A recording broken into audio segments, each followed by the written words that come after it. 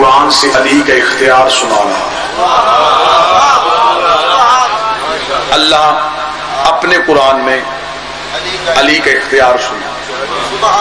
آواز قدرت لا یملکون الشفاء، کوئی مالک نہیں ہے شفاعت کا۔ خدا نے آیت کے پہلے حصے سے انکار کیا کہ کوئی بھی شفاعت کا حق نہیں رکھتا۔ جتنے بھی توحید پرست ہیں جو اللہ کے علاوہ کسی مدد کے قائل نہیں، جو کہتے ہیں کہ بخشش صرف اللہ ہی کرے گا، یا علی مدد نہیں، پنجتن پاک مدد نہیں، یا رسول اللہ مدد نہیں، وہ آیت کا اتنا ہی ٹکڑا پڑھتے ہیں کہ اللہ قرآن میں کہتا ہے لا یملکون الشفاء، کوئی مالک نہیں ہے شفاعت کا۔ میرا محترم مجمع، آیت یہاں رکی نہیں، آیت آگے چلی۔ الا من، سوائے اس من کے، جو کام شناس لوگ بیٹھے، الا سوائے من، اس من کے، اتخذ عند الرحمن عہدا، جس نے اپنے اللہ سے وعدہ لیا ہوا ہے۔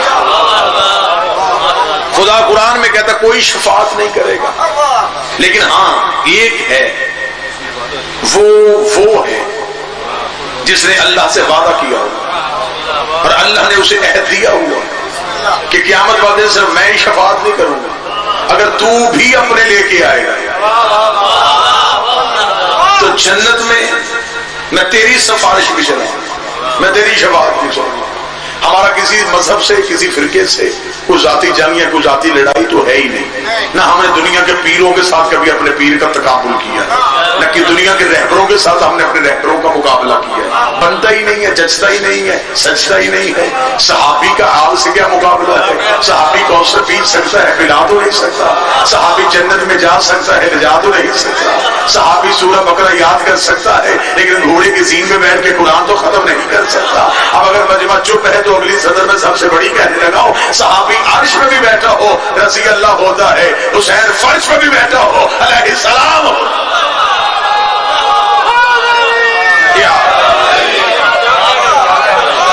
صحابی کا حال سے کوئی مقابلہ نہیں۔ صحابی کی عزت اور ہے، آل محمد کی عزت اور انتہائی محبت آپ نے کی ہے سرکار۔ اگلا میں جملہ کہوں، صحابی کی عزت ہے، اطاعت نہیں۔ صحابی کی عزت آپ کر سکتے ہیں۔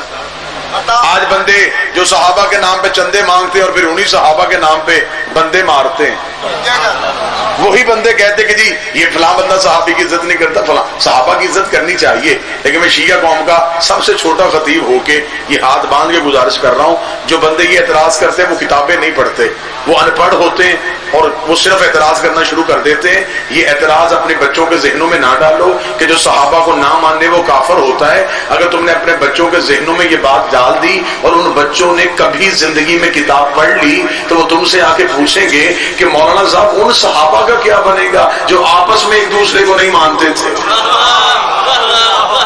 بھئی ہر صحابی تو دوسرے صحابی کا قائل نہیں تھا۔ اہل علم تشریف فرما رہے ہیں، جو مدینے سے نکال رہا ہے وہ بھی صحابی، جو نکل رہا ہے وہ بھی صحابی، جو قتل کر رہا ہے وہ بھی صحابی، جو قتل ہو رہا ہے وہ بھی صحابی۔ ہم صحابہ کی عزت کرتے ہیں، لیکن اگر میرے اہل سنت بھائیوں تک میں پیغام پہنچانا چاہوں جہاں اپنے بچوں کو یہ کہتے ہیں کہ شیعوں کی مجلسوں میں آپ نہ جایا کریں، یہ صحابہ کرام کو گالیاں دیتے ہیں، وہ شیعہ کو شیعہ نہیں سمجھتا جو نبی کے باعزت صحابی کو گالی دے، میں اس شیعہ کو مسلمان بھی نہیں سمجھتا جو نبی کے وفادار صحابہ کو گالی دے، میں اس شیعہ کو انسان بھی نہیں سمجھتا جو بدعوں کے دروازے میں جھکنے والے صحابہ کو گالی دے۔ لیکن ہمارا مطالبہ صرف اتنا ہی ہے کہ صحابہ کی عزت کرنے کا ڈورا پیٹنے والے کبھی اپنے بچوں کو یہ بھی بتایا کرے کہ رسول کے صحابی حضرت ابوذر غفاری کا قاتل کون تھا، کبھی اپنے بچوں کو یہ بھی بتایا کرے کہ رسول کے صحابی حضرت عمار یاسر کا قاتل کون تھا، کبھی اپنے بچوں کو یہ بھی بتایا کرو کہ محمد بن ابی بکر کو زندہ گدھے کی کھال میں رکھ کے جلانے والا بندہ کون تھا، کبھی اپنی نسلوں کو یہ بھی بتایا کرو کہ بی بی عائشہ صدیقہ کو زندہ گدھے میں پھینکنے والا بندہ کون تھا، کبھی نسلوں کو یہ بھی بتایا کرو کہ حسن کے جنازے پہ تیر برسانے والا کون تھا، کبھی نسلوں کو یہ بھی بتایا کرو کہ بطول کو دربار پہ کھڑا کرنے والا کون تھا۔ ہم شیعہ غریب ہیں مگر ہم یہ نہیں کہہ سکتے کہ قاتل بھی رضی اللہ ہوتا ہے اور مقتول بھی رضی اللہ ہوتا ہے۔ جو تائید کرے وہ ہاتھ ضرور اٹھائے۔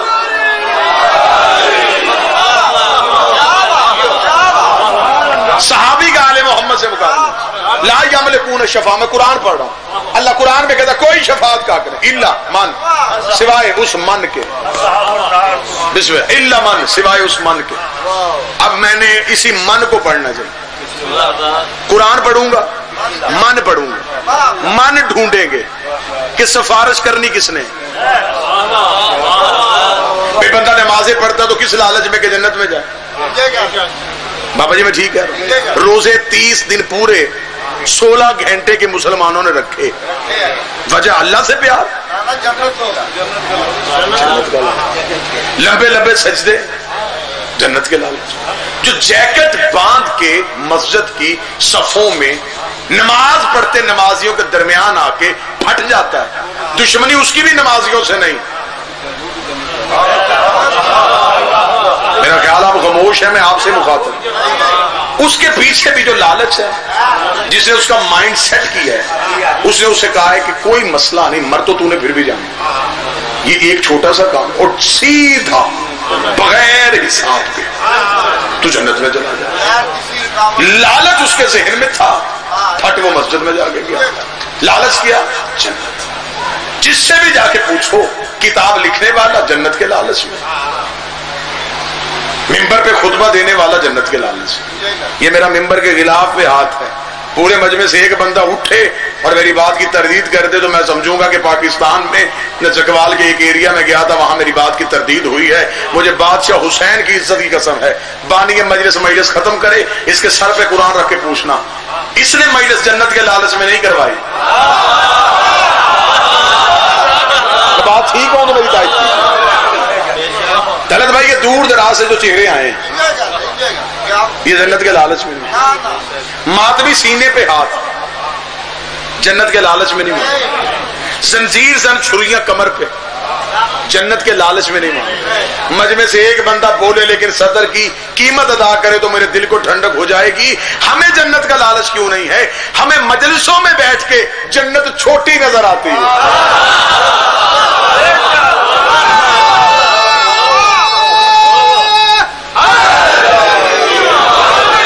ہمیں مجلس میں بیٹھ کے جنت چھوٹی۔ استاد قمر جلالوی نے کہا تھا، میں جناب آپ کے نظر کرنے لگا ہوں، انہوں نے کہا ماتم کے عوض فردوس ملے، یہ بات ہمیں منظور نہیں۔ نہ پھر صدر سنیں گے، انہوں نے کہا ماتم کے عوض فردوس ملے، یہ بات ہمیں منظور نہیں۔ تیرے غم میں عبادت کرتے ہیں، ماتمی ہیں، مزدور نہیں۔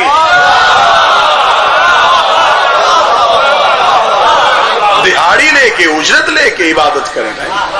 اختر چنیوٹی نے کہا تھا نا، اختر در بطول سے ادنا سی شے نوان، کم ظرف تو نے خواہش جنت فضول۔ ہمیں جنت کا لالچ نہیں۔ کسی بندے نے ایک دکان بھی لینی ہو، 10 مرلے جگہ لینی ہو، 5 مرلے لینی ہو، اسے اللہ نے اتنا شعور دیا ہے، وہ سودا مالک سے کرتا ہے۔ میں تو بالکل آپ کے معاشرے کی بات کر رہا ہوں، پھر بھی تائید نہیں کر رہے۔ چلے میں بات آسان کر دیتا ہوں۔ سرکار بندے نے سودا کرنا ہو دکان کا، جگہ بڑی پسند آ جائے، بندہ پتا کرے یار اس کا مالک کون ہے، پتا کرے جی یہ جو گھر والے نا یہ مالک ہے، وہاں جائے، وہاں جا کے دروازے پہ دستک دے، اندر سے بوڑھے میاں باہر آئے، وہ کہ جناب وہ چوک میں جو دکان ہے وہ آپ کی ہے؟ کیوں؟ میں خریدنا چاہتا ہوں۔ وہ کہتا ٹھیک ہے میں بیچ دیتا ہوں۔ جناب آپ مالک ہے؟ نہیں، میں مالک کا سسر ہوں۔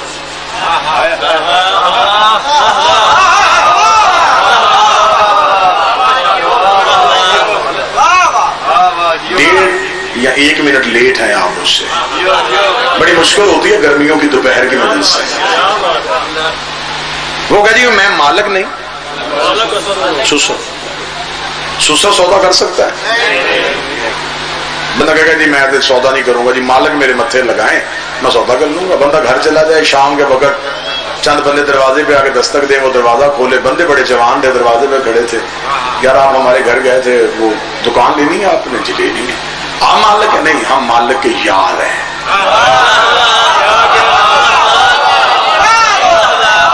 بندہ سر پکڑ کے بیٹھ جائے گا، یار حد ہو گئی، میں نے سودا لینا ہے، مالک میرے سامنے کرو۔ مالک ہو گئے، مالک چھوڑ دو، ہم قریب نہیں بیٹھتے، ہمارا اتنا بھی اثر نہیں ہے، وہ سارا دن ہمارے پاس بیٹھتا ہے۔ ہم سودا کروا دیں. وہ ساری زندگی بھی تم پاس بیٹھو, تم مالک نہیں ہو سکتے.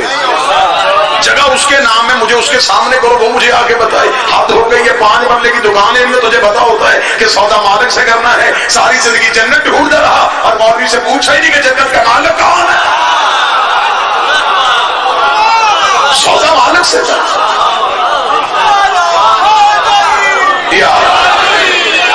بسم اللہ سرکار. مالک کا کیسے پتا چلتا ہے سر؟ مالک کا کیسے پتا؟ زبانی دعویٰ کوئی کرے, اکثر ایسا ہوتا ہے کہ جگہ ایک ہوتی ہے, دعوے دار 4 ہوتے, پھر وہاں عدالتیں فیصلہ کیا کرتی, وہ کہتے کاغذ لاؤ. کاغذات سے پتا چل جائے گا کس کی پراپرٹی تھی, کس کے نام منتقل ہوئی, انتقال ٹھیک کس کا ہے, غلط کس کا ہے. آئے لڑائی چھوڑے, 73 فرقے ہیں, سارے جنت کے پیچھے بھاگے پھر رہے ہیں. لڑائیاں چھوڑو, جھگڑے چھوڑو, آؤ جنت کی رجسٹری چیک کریں. بھائی جھگڑے ہی ختم کر دیتے ہیں نا, نہ گالی نہ گولی, کوئی اعتراض نہیں ہے, جنت کے لیے نا سب کچھ. آؤ جنت کے کاغذات دیکھتے ہیں. میرے مالک تو قرآن میں جنت کے کاغذات دکھا سکتا ہے. خدا کہتا صرف کاغذ نہیں دکھاؤں گا, پوری رجسٹری میں نے قرآن میں چھاپ دی ہے.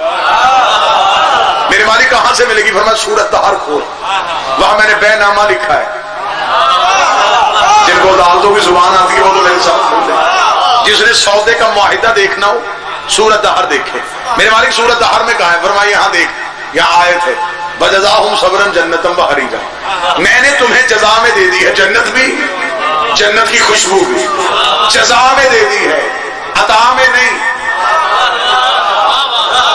آل محمد نے اللہ سے جنت عطا میں نہیں لی,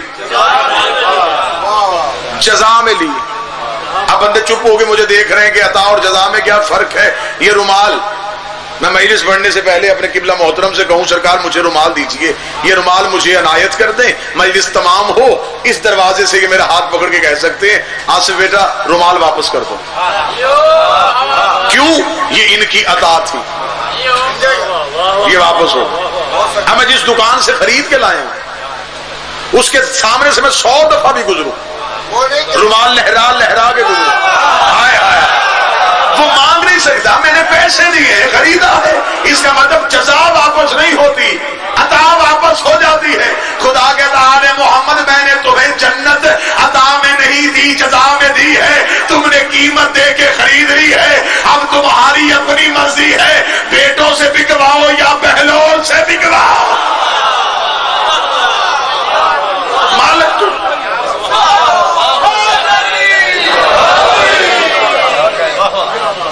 رجسٹری دیکھتے ہیں, قرآن سے پوچھ لیتے ہیں مالک جنت کے کون. ایک آیت مجھے مسجد کے مولوی سے لے کے کعبے کا پیش نماز, ایک آیت دکھائے جس میں اللہ نے قرآن میں کہا ہو کہ صحابی بھی جنت کے مالک ہیں. اگر صحابی جنت کے, اگلی سطر بڑی قیمتی, آپ سمجھتے ہیں کہ شاید شیعہ ذاکر ہر بات ہی کر سکتے ہیں, ہم ہر بات نہیں کر سکتے. ہم بڑے پابند ہو کے آپ کے سامنے اپنے مذہب کی وکالت کرتے ہیں. کوشش کیا کیجئے کہ قیمتی اشارے کو سمجھ لیجئے تاکہ ہمیں بات کھول کے نہ پڑھنی پڑے. اگر صحابی جنت کے مالک ہوتے تو ایک صحابی نے کیوں کہا تھا اپنے بیٹے سے لکھوا کے لے آ,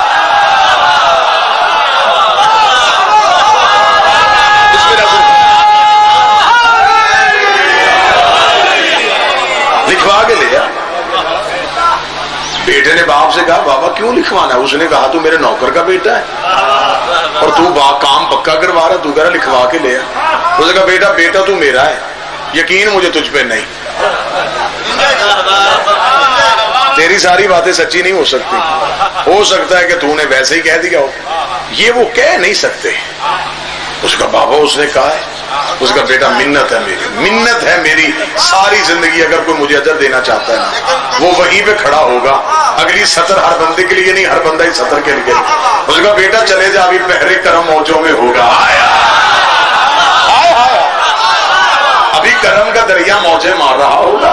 میرا بیٹا میرا چاند جلدی جا, اس سے جا کے کہہ دے کہ لکھ کے دے دے. اس کا بابا لکھوا کے لاؤں گا تو پھر کیا کرے گا؟ اس کا جب وہ لکھوا کے لے, اگر وہ لکھ دے, اگر وہ لکھ دے, پہلی بات تو یہ لکھیں گے ہی نہیں کیونکہ ہم نے بھی کاغذ قلم نہیں دیا تھا. آج یہ بھی تحریر لکھ کے ہمیں نہیں دیں گے, لیکن اگر انہوں نے لکھ دیا اور بیٹا بیٹا وہ تو تحریر لے کے آنا بیٹا، یہ سیدوں کی تحریریں جو ہوتی ہیں نا بیٹا، یہ جنت کی رسیدیں ہوتی ہیں، جنہیں یہ لکھ دینا نوکر ہے وہ سیدھے جنت میں چلے جاتے ہیں، پھر ان کے حساب نہیں ہوتے بیٹا، جنہیں یہ نوکر لکھ دے کیونکہ یہ جنت کے مالک ہے۔ بیٹا سنتا رہا اور مسکراتا رہا۔ باپ نے کہا وہ لکھوا کے لائے گا، اس نے کہا لکھوا لاتا ہوں لیکن اگلا وعدہ میرا کوئی نہیں ہے، اتنی قیمتی چیز پھر میں نے تیرے کفن میں کیوں رکھنی ہے؟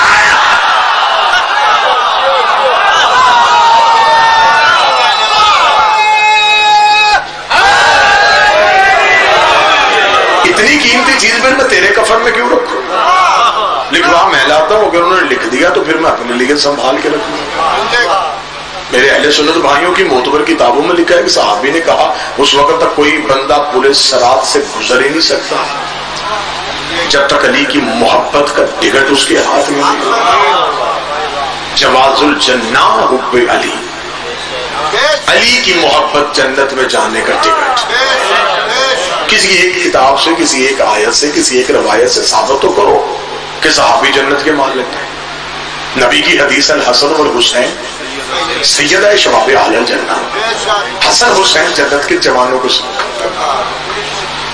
حدیث نبی پڑھ رہے تھے کہ سامنے سے بوڑھا اٹھا، اس نے کہا یا رسول اللہ بوڑھوں کا سردار کون ہے؟ وہ سمجھتا تھا شاید قرہ میرے نام پہ نکل آئے۔ رسول نے مسکرا کے کہا بوڑھے کا جنت میں کام کیا ہے؟ اس کی آنکھ میں آنسو ہے۔ نبی نے مسکرا کے بوڑھا بھی جائے گا تو جوان ہو کے جائے گا۔ جہاں حسنین کی سرداری ہو وہاں بڑھاپا نہیں ہوتا، وہاں صرف جوانی ہوتی ہے۔ حسن و حسین، حسن حسین جنت کے جوانوں کے سردار، فاطمہ جنت کی عورتوں کی سردار، اور جنت میں جانے کا ٹکٹ علی کی محبت۔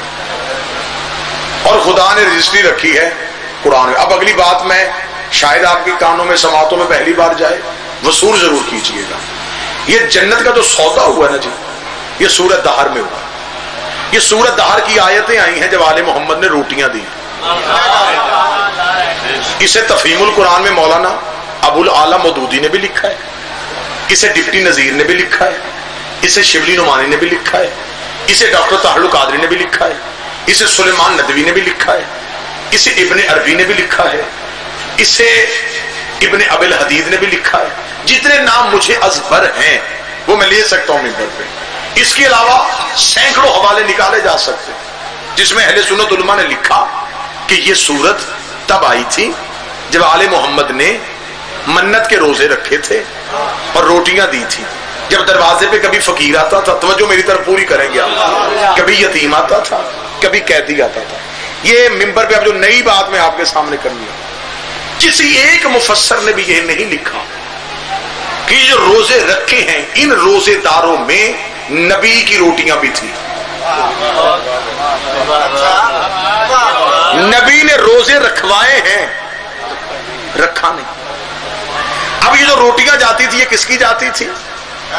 ایک جناب سیدہ کی، ایک مولا علی کی، ایک جناب حسن کی، ایک امام حسین کی، ایک روٹی بی بی فضہ کی۔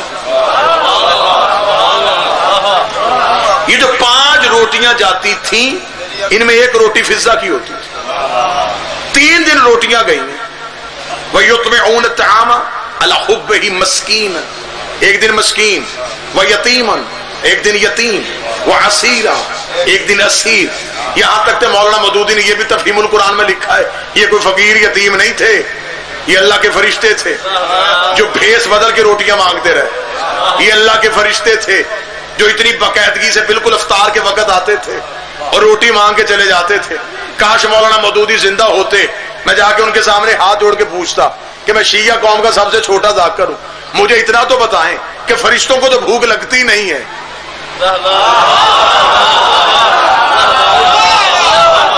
فرشتوں کا تو کھانا پینا عبادت، اوڑھنا بچھونا عبادت، جب وہ کرتے ہی عبادت ہے، پھر انہوں نے زہرا کے دروازے سے روٹیاں کیوں مانگی؟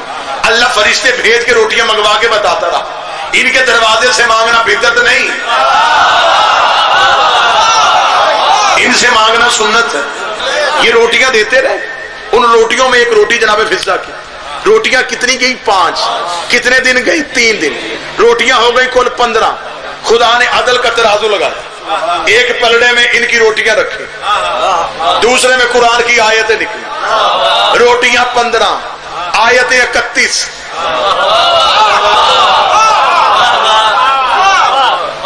15 روٹیاں 2 آیتیں لے رہی ہیں، ایک روٹی 2 آیتیں۔ آپ چپ ہو گئے، آپ نے سمجھا کہ شاید آیت ہلکی ہوتی ہے، روٹی کے مقابلے پہ آ جاتی ہے۔ اور میں تمہیں آیت کا وزن بتا دیتا ہوں۔ مصر کے چوک میں بک رہا تھا یوسف نبی، ایک پلڑے میں عزیز مصر کے خزانے، ایک پلڑے میں اللہ کا خوبصورت نبی یوسف۔ عزیز مصر کے خزانے ختم ہو گئے، یوسف کا پلڑا ہیلا بھی نہ، عزیز مصر کی آنکھوں میں آنسو آ گئے۔ اس کا میں خریدنا چاہتا ہوں۔ جناب یوسف نے اسے روتا دیکھا، فرمایا ادھر میرے قریب آ۔ نبی خریدنا چاہتا ہے تو پھر نبی خزانوں سے نہیں خریدے جاتے۔ جناب یوسف نے کہا مجھے کاغذ لا کے دو، یہ کاغذ لے کے آیا۔ قرآن کہتا ہے وہ لکھ دیا یوسف نے بسم اللہ الرحمن الرحیم، بسم اللہ الرحمن الرحیم۔ اب مجھے نہیں پتا کتنے بندے جاگ رہے ہیں کتنے سو رہے ہیں۔ ادھر یوسف نے بسم اللہ لکھا، اللہ جانے اس بسم اللہ میں کون سا نقطہ چھپا تھا، اللہ جانے اس بسم اللہ میں کون سا نقطہ تھا۔ یہی بسم اللہ یوسف کے پلڑے پہ برابر آئی، یوسف کا پلڑا اٹھ گیا۔ یوسف ایک آیت کا وزن نہیں اٹھا سکا اور فضہ کی ایک روٹی 2 آیتیں لے کے آ گئے۔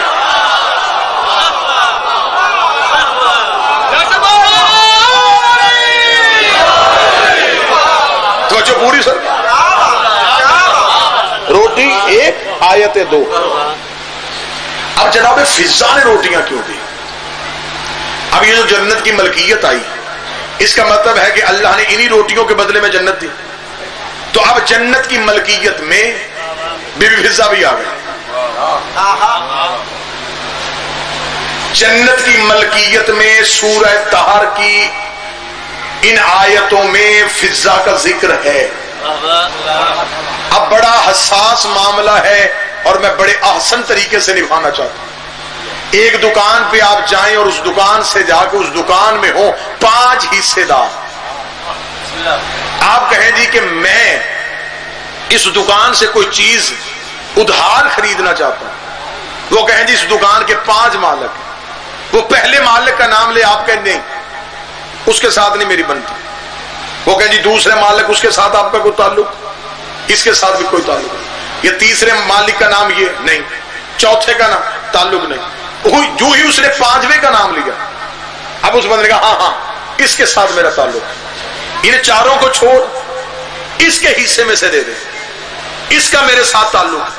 خدا نے کہا اگر جنت کی ملکیت میں میں نے نبی کا نام لکھ دیا، ایسے بندے بھی قیامت والے دن آئیں گے جو آل کے دشمن ہوں گے۔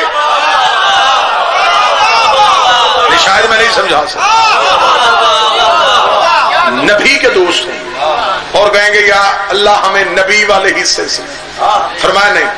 اسی لیے خدا نے کہا مما آتا، معصوم نے فرمایا مما آتا اللہ حب آل محمد ماتا شہید، جو دل میں آل کی محبت رکھ کے مرا وہ شہید ہے۔ چلے بات کو کلوز کرتے ہیں اور بات کو نتیجے کی طرف لے کے جاتے ہیں۔ خدا کہتا لا یملکون الشفاء، کوئی مالک نہیں شفاعت کا، الا سوائے من، اس من کے۔ اب یہ میری منت ہے، محنت میں نے کی ہے، اب میں نتیجہ دینے لگا ہوں، نتیجے میں آپ نے ساتھ ہے الا من، سوائے اس من کے جس نے اللہ سے وعدہ کیا ہوا ہے۔ خدا نے یہاں نام نہیں لیا، خدا نے صرف من کہا۔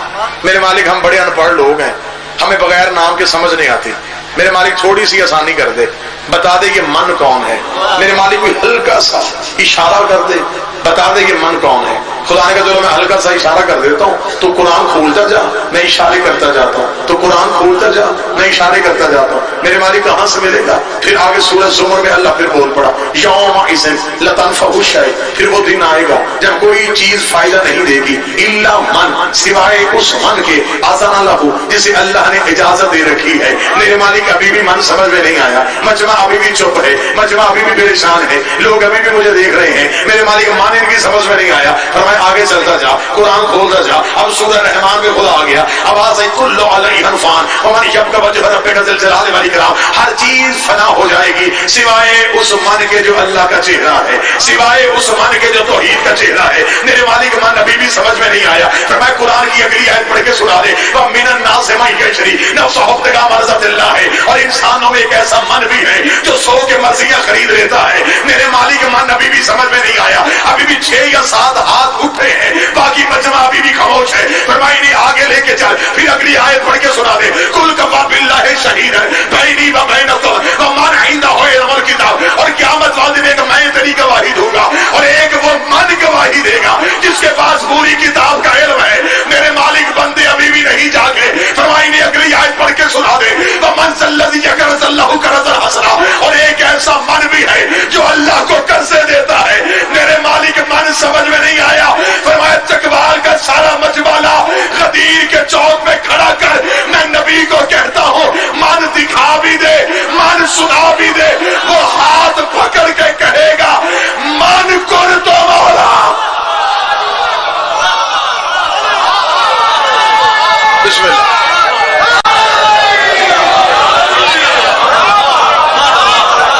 من کن تو مولا. کن تو وہ سیغہ ہے مستقبل. اصل میں یہ جو ضمیر ہے یہ ضمیر ماضی کی ہے. کن تو تھا کے لیے آتا ہے. مثلا کن تو نبیًا, میں اس وقت بھی نبی تھا جب آدم مٹی اور پانی کے درمیان تھا. کن تو کنزن مخفیہ, میں چھپا ہوا خزانہ تھا. اب اس حدیث کو من کن تو مولا, میں اس کا مولا تھا جس کا علی مولا. یا پھر دوسرا ترجمہ یہ ہوگا جس کا میں مولا تھا اس کا علی مولا ہے. نبی کس کا مولا تھا؟ نبی آدم کا مولا. نہیں بات یہی پہ پنچایت کی صورت میں کر لیتے ہیں. نبی آدم کا مولا, علی بھی آدم کا مولا, کیونکہ نبی نے کہا میں جس کا مولا تھا علی اس کا مولا ہے. نبی آدم کا مولا تھا علی. جو آدم کے سجدے سے انکار کرے وہ شیطان بنتا ہے, اور جو آدم کے مولا کا انکار کرے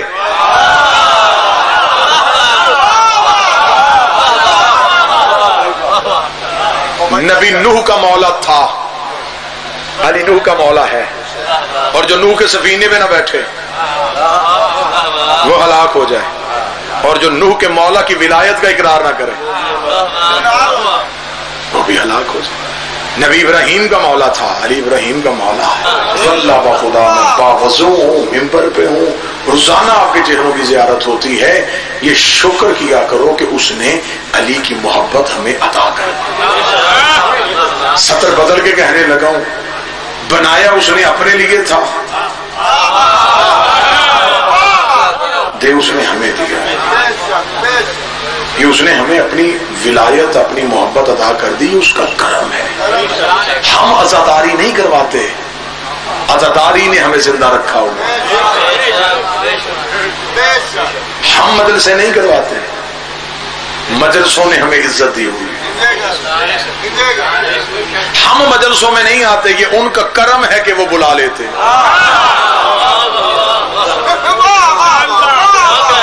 یہ ان کا احسان ہے, یہ کرم ہے حسین سخی کا.